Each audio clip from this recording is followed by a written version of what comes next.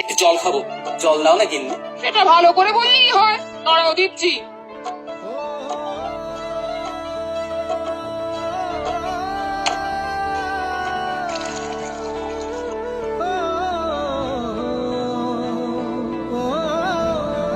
ও মা গো, এ কি হলো গো?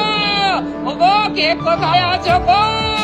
মানুষটা তো এক্ষুনি বসেছিল, তারপরে না না না, আমি বরং বৈদ্যকে ডেকে আনি গিয়ে।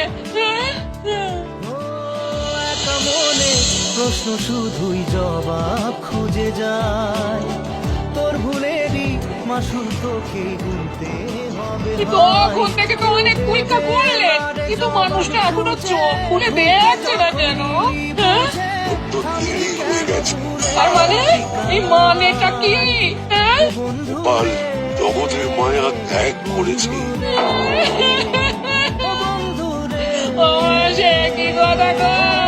ও গোপাল কি হবে?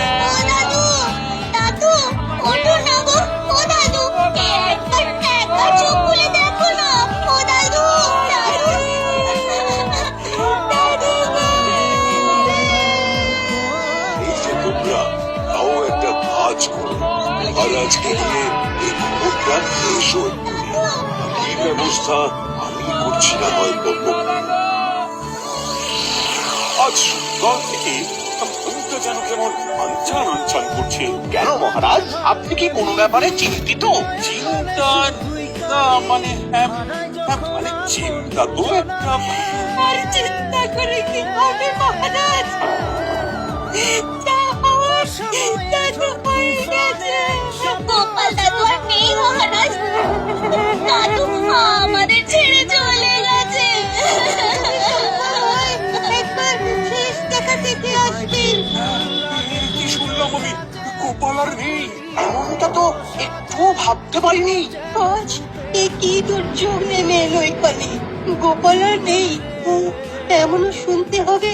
আমার তো মনে হচ্ছে মহারাজের কাছে অপমানের জ্বালা সহ্য করতে না পেরেই গোপাল হৃদরোগে আক্রান্ত হয়েছে।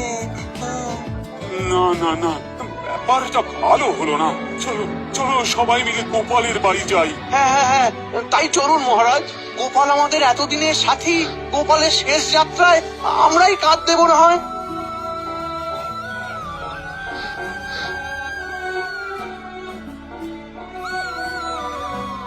ব্যবস্থা যখন সব হয়ে গেছে, তখন আর দেরি করাটা ঠিক হবে না। হ্যাঁ হ্যাঁ, এসো সবাই, কাঁধে কাঁধ মেলাই।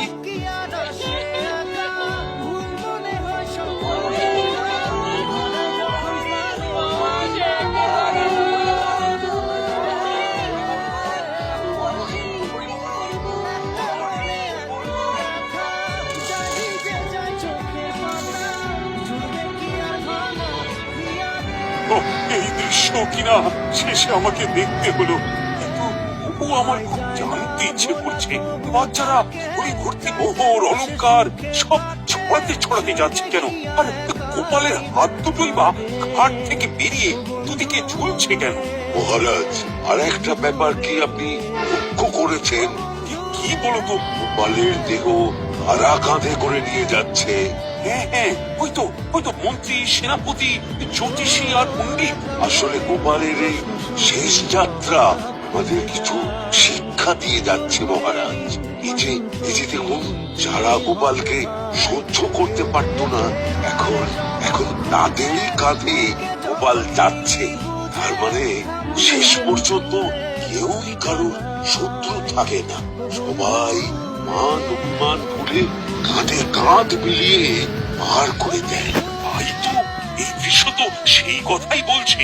আর ওই যে মোহর আর অলংকার ছড়িয়ে যাচ্ছে, সেটাও বুঝিয়ে দেয় যে এই অর্থ, সমৃদ্ধি সবই ফেলে একসময় চলে যেতে হবে। কি ভীষণ সত্যি। তো খালি হাতও বুঝিয়ে দিচ্ছে, খালি হাতেই আমরা সংসারে এসেছিলাম আর খালি হাতেই আমাদের যেতে